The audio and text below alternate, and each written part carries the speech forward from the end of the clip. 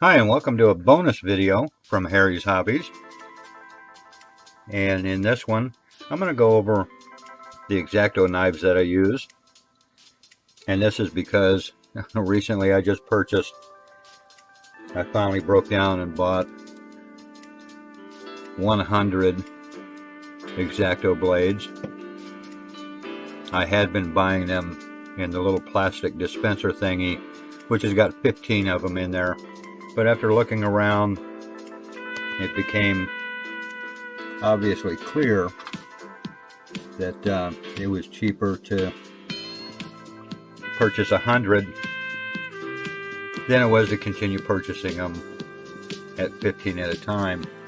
At Hobbytown, their website is showing the 15 blades at $9.69. which essentially means it's, after taxes, it's going to be 20 bucks or 10 bucks, not 20 bucks, 10 bucks. So, and on the Hobby Lobby website, the same package is $8, and that's before taxes. So after taxes, you're going to pay what, $8.30, give or take. This was 20 bucks. Shipped, and it arrived just the other day, and they are legitimate X-Acto brand blades, so there's nothing denying that. And I haven't really opened them all the way up yet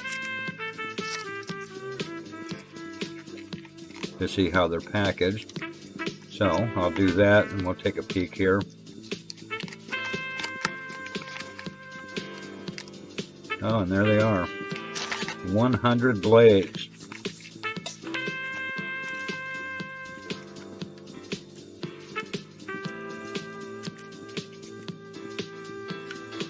They really don't make them easy to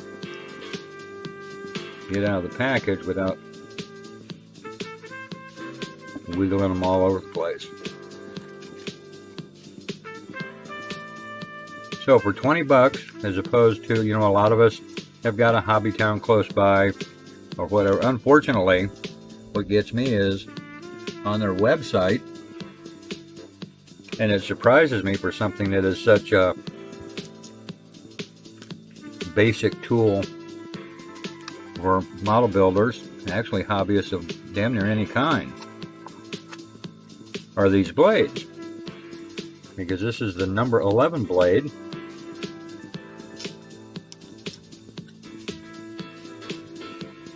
And that's a very basic tool in the modeler's arsenal. So you'll see I have four knives out here. Oh, to get back to the website thing, it's actually showing on the Hobbytown website that this is currently out of stock.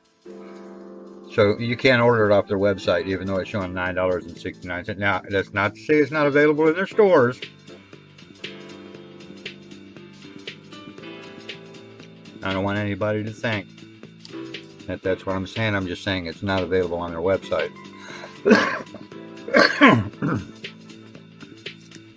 So to get back to this, there's all the 100 blades.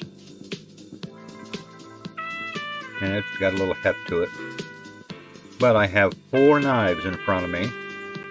Now this particular X-Acto knife that I have, this is not a number 11 blade. This is an extra larger blade, and I have 3 or 4 of these large blades that I rarely use. This is for bigger parts, and for like when I do the dioramas and stuff like that, I use this for cutting into the foam pieces and things of that nature. So we're just going to set this one off to the side, since that's not an everyday use. These are the ones that I pretty much use every day. Now, why do I have 3? Well, it's quite simple, really. This particular knife has got the brand new and or newest blade that I use on the models. and use this for trimming up the flash along the sides, giving the edges of a model a little bit of an extra little scrape along, and popping off those little nibs and things. They come along, and for very, very close up, when you run into a small piece that's very close to the edge, or a very fine piece and you're afraid you're going to break it, you can use this and get very, very close to the edge of whatever piece that you're working with. So I keep a new blade at the ready all the time. Now when that blade gets worn, and this is where the other blades come in, when this blade gets worn down and I don't feel comfortable using it again on the tight pieces, I swap it out with one of these two. And these are the blades, the knives that have the older blades. And the oldest blade, generally I put the oldest blade in this one. So essentially this new blade, when it gets worn, would get rotated to this knife. This blade would get rotated down to this knife, which would become, this one I use for, like if I spill some glue here or something, I scrape on my granite countertop piece. This one would be used for scratching along the sides, taking off the chrome. I know you've seen me do that. It takes off the chrome, and use it for that sort of thing, because it's still, at this point in time, it's still got a pretty good tip on it, and you can still do that tight chrome work, but it's just not sharp enough for the very close-up work that you see.